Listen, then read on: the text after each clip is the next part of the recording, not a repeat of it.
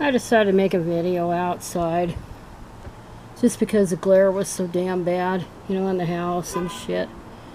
And the thing is, it's worse out here because with the reflection, because I've got my tablet and stuff, and that is dahlia that I bought yesterday, and I'll get around to potting it before I kill it.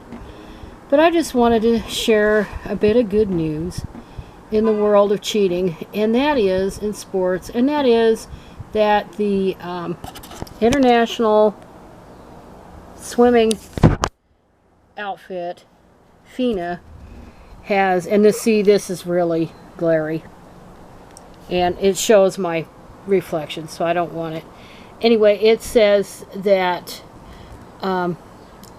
Liar Thomas and other transgender athletes or other men are banned by World Swimming's governing body, FINA, from competing against women. So they're going to have a separate open category, and some people were alarmed, and it does sound alarming at the beginning here, or at first glance, that they're getting rid of the cheaters, but also these dudes can only compete in women's races if they've completed their transition by age 12.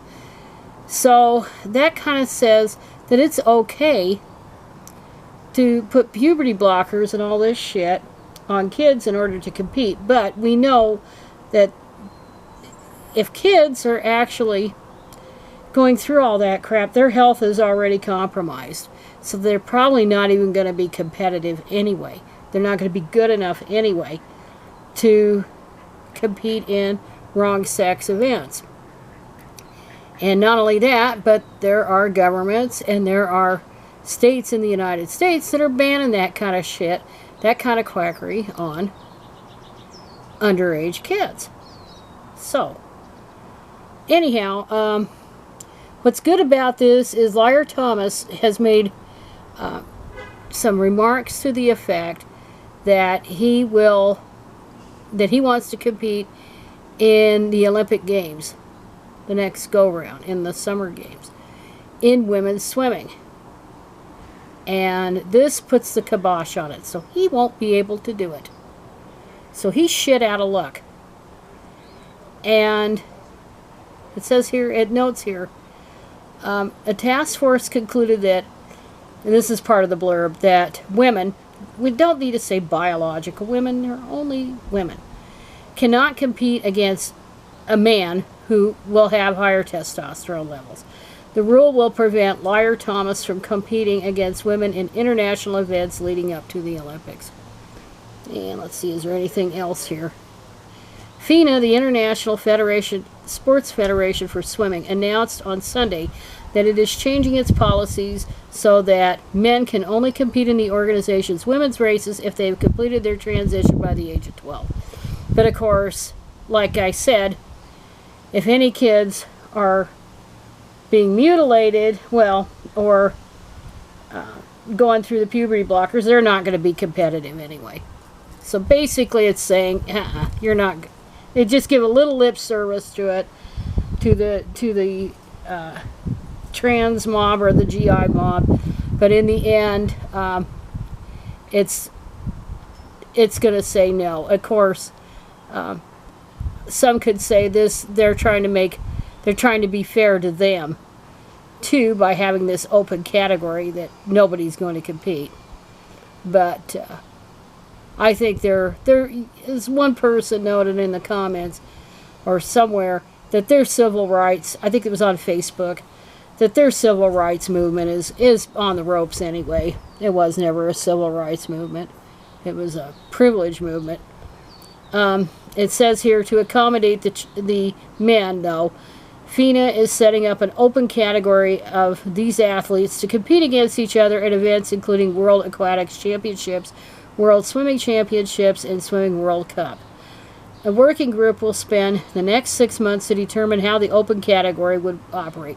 Nobody's going to compete in there because these dudes are hell-bent on stealing from women because of validation. They're a bunch of cheats and frauds and pervs and what have you. But I would say this is a direct response to Liar Thomas, because he got a lot of flack over his brazen cheating. And what was worse than his cheating was the fact that the Ivy League outfit and his coach and all this shit, they were, the University of Pennsylvania especially, they were allowing this crap. Rather than just bar him from competing, no, as an obvious cheater, no, they figured, well, he's going to be out of college anyway, we won't do anything about it now. And those poor women that ended up second, third, fourth, or not even placing, or even making the finals because of this fraud, to hell with what they felt. And really, they should get all their medals, if they earn the medals, in the proper way. And they should strip all of Liar Thomas's awards and all that crap. And maybe this will be, and maybe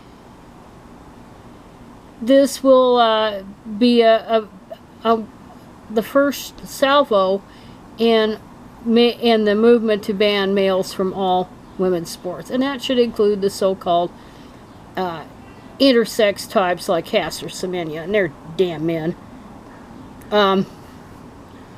Members of the organization heard from a transgender task force comprising of medical, legal, and sports figures, which first convened to discuss the issue after the IOC urged individual sports federations to create guidance on males in male athletes who want to cheat in women's sports in November. At the time, the IOC urged the federations to shift their focus from individual testosterone levels and called for evidence to prove when a performance advantage existed. Like we can't tell. Oh, God. The experts concluded in their policy that there needs to be eligibility standards based on biological sex, writing, without eligibility standards based on biological sex or sex-linked traits, we are very unlikely to see women, I don't know why they say biological females, it's redundant, on podiums in championship positions. Of course. As the scientists explained, males see their testosterone levels increase 20-fold during puberty, while the levels remain low in women during puberty, often at around age 12. And actually, it's been argued that males have an advantage even in utero. A female athlete, I'm not going to use biological, because there's male or female is biological. A female athlete cannot overcome that advantage through training or nutrition, nor can they take additional testosterone to obtain the same advantage, because testosterone is a prohibited substance under World Anti-Doping Code. And it isn't just testosterone, it's everything else. 6,500 differences. It's not just testosterone, and it's everything. So anyway, this was good news, I thought, for a change. And I'll provide the link to the Daily Mail article. It's all over the place about old Liar Thomas. So, looks like he's history. And that is it.